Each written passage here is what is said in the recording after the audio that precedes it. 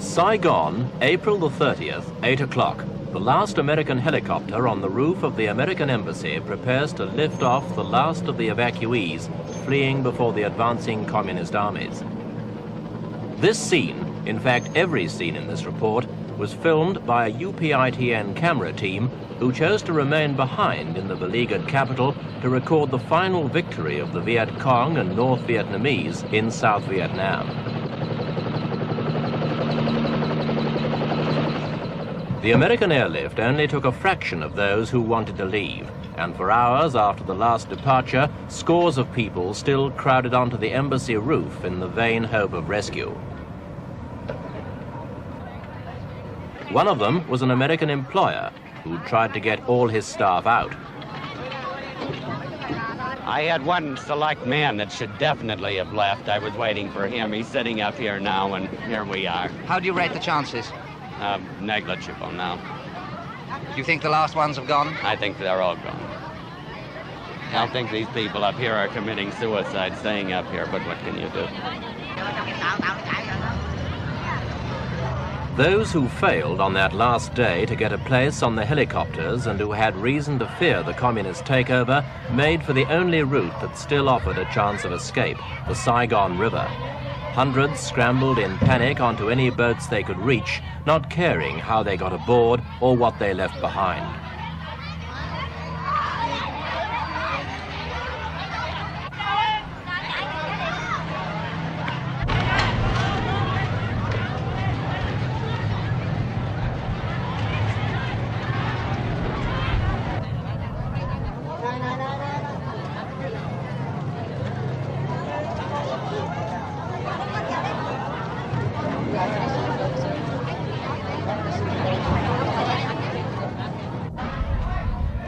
For all of these people, it was in fact a voyage in vain.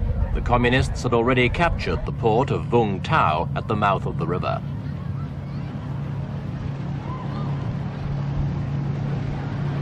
By an ironic coincidence, as the overloaded ships cast off, their passengers watched helplessly as the last flights of American helicopters passed overhead, making for the certain safety of the American fleet out in the South China Sea.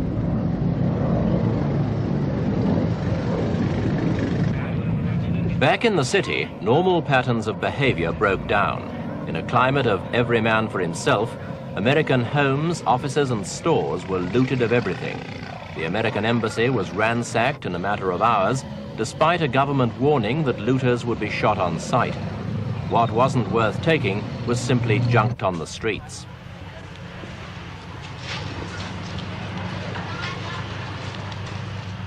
The junk wasn't just paper. The streets were also littered by small arms and other items of military kit thrown away by South Vietnamese soldiers. The discarded equipment even ran to tanks, some damaged, but some also abandoned intact by their crews as they fled before the communists. The South Vietnamese army began to disintegrate. Even the crack airborne units took off their uniforms and threw away their weapons. From the presidential palace, General Minh ordered all troops to cease fighting, a decision that pleased at least one paratrooper we spoke to. I'm very happy that General Minh come, see? So I see very happy. I cannot say anything now. You think it's right to stop Yeah, that's fighting? right, yeah. Because the Vietnamese people all the favor more than 25 years now. So now we don't stop fighting, you know. I'm very happy, you know. Very happy for all the kids and me. All the people of the Vietnamese army. What are you going to do yourself now? Right now, if the peace, if I don't have the job, I can take care of one taxis. I can ride around, make the money every day for my wife and my baby. Everybody happy. Don't want to fight anymore. Not everyone saw defeat so optimistically. This officer shot himself in front of the soldiers' monument a couple of hours before the communists entered the city.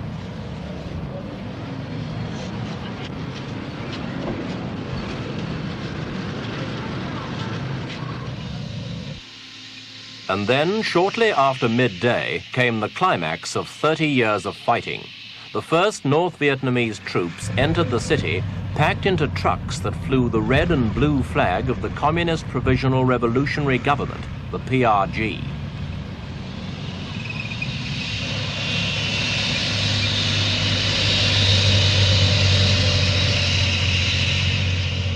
Minutes later, their Russian-made tanks smashed down the gates of the presidential palace and took up positions in the grounds. There was no resistance. South Vietnamese troops were soon flushed out and surrendered without a fight. So, on its final day, the communist offensive ended without bloodshed, but with a display of potential firepower that impressed even the most jaded observers of the war.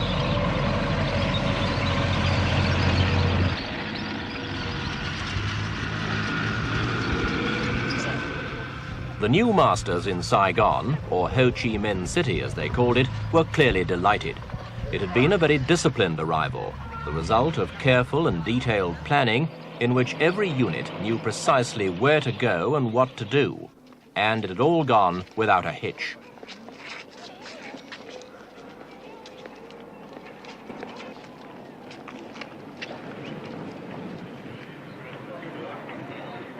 Inside the palace, General Duong Van Minh, Big Minh, South Vietnam's president for only 2 days, formally capitulated.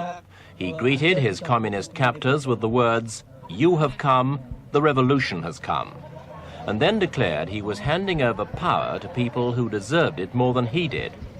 He was led away with his government ministers to a waiting jeep, consoled slightly by the knowledge that his surrender broadcast had, at any rate, avoided unnecessary bloodshed.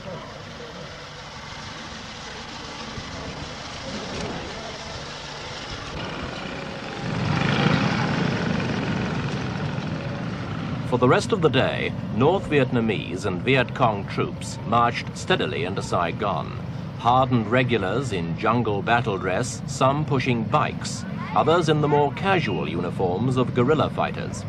They were a disciplined force. Among the thousands who arrived, there wasn't a single reported case of theft, drunkenness, rape, or shooting.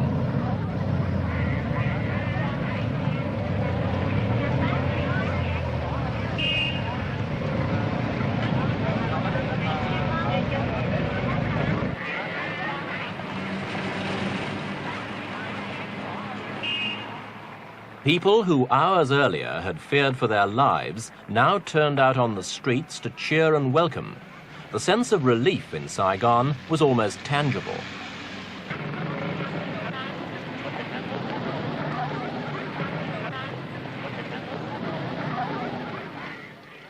The victors seemed as concerned to win the cooperation of the vanquished as the vanquished were to give it. And indeed, such cooperation was essential, since Saigon now had no police force to control day-to-day law and order.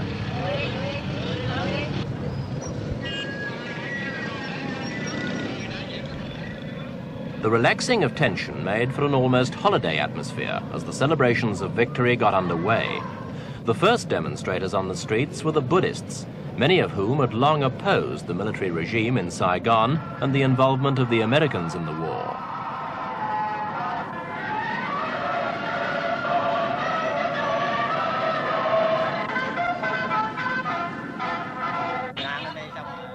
Other groups soon followed, and the city returned almost to normal within 48 hours.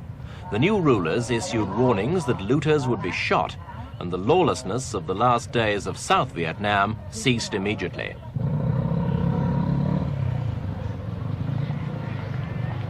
As the first day of peace for 30 years dawned in Vietnam, the banks and some shops remained closed. But in Saigon's markets, it was business as usual. Prices of meat and vegetables rose slightly in the first 2 days of communist rule and then leveled out. And the city's black markets continued to flourish. There were, of course, some changes. In the main market, traders were quick to peddle a new line in flags.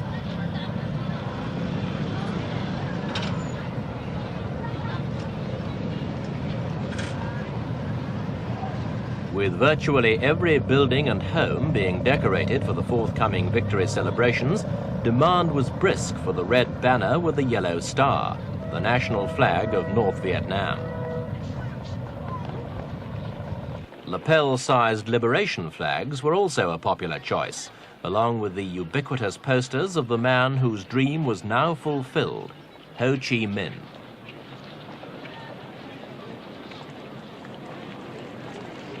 Though there were few immediate supply problems, the long-term future is not so secure. Saigon may, for example, become a city of bicycles like Hanoi and Peking. Petrol is scarce and costs the equivalent of up to $10 a gallon on the black market. Since nearly all South Vietnam's needs were previously met and paid for by the Americans, fuel is certain to become even more scarce and expensive, and it can't be long before most of Saigon's Hondas are driven off the streets.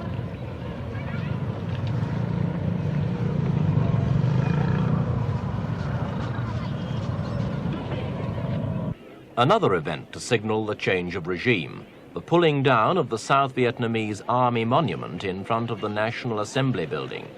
It was never a popular statue with the people of Saigon.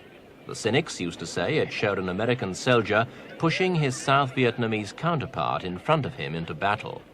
Its destruction was ordered by the new city government, and scores of people turned out to chip away at the two huge cement figures.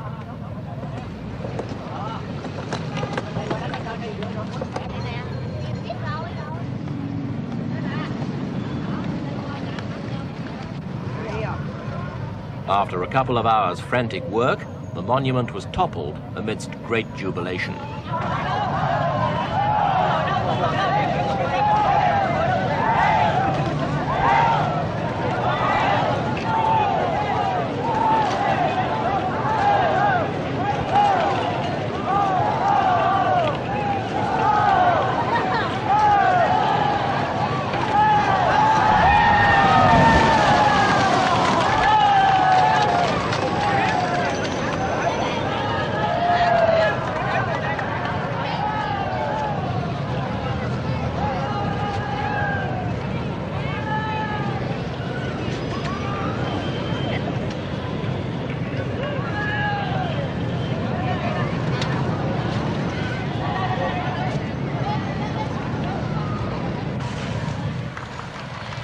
Two weeks after the communist takeover, some schools reopened. At this one, a black uniformed communist cadre began the first course in what's officially called re-education. Crowded round her were the students who would later reenact the liberation of the South in what's become the traditional communist propaganda play, the Americans and their evil reactionary allies against the People's Revolutionary Forces.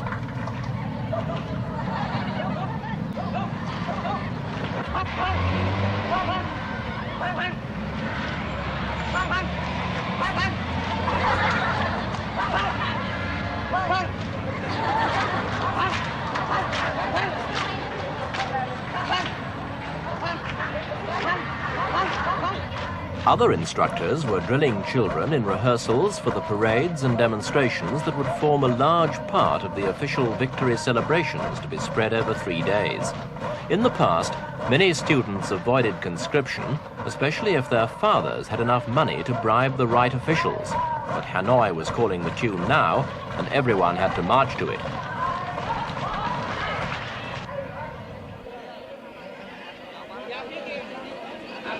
The first appearance of the new authorities came a week after the military takeover.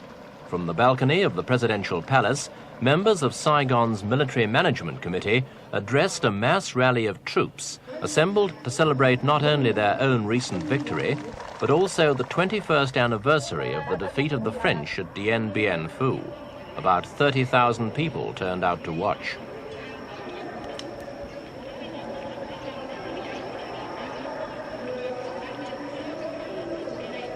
After the speeches, the inevitable parade, led by posters of Ho Chi Minh.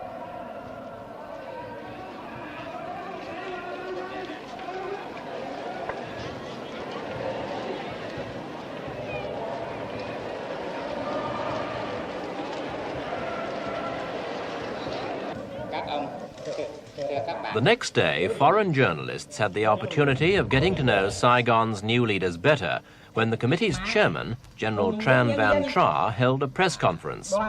Through an interpreter, he left no one in any doubt that he'd taken over all aspects of the city's affairs. Closely united in their task, the revolutionary administration of the city will, together with the people, settle all problems and wipe out all difficulties. A week later, another rally introduced the Provisional Revolutionary Government itself. On the balcony, the North Vietnamese Army Chief of Staff, and next to him, the PRG's number 1, Huyen Tan Pat. Then came North Vietnam's Le Duc Tho, who negotiated the Paris peace agreements, and Madam Binh, the PRG's foreign minister. All of them looked highly pleased as North Vietnamese tanks led the victory parade.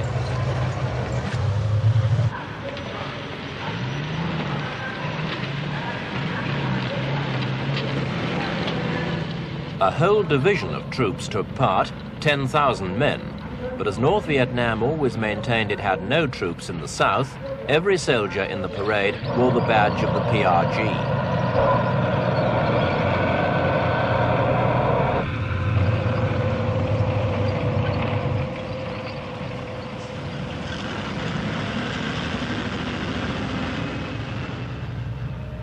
As the parade of hardware went on, the overriding impression was one of finality, that the communists had established beyond all question a tight and unopposed control over the land and people that had suddenly become theirs.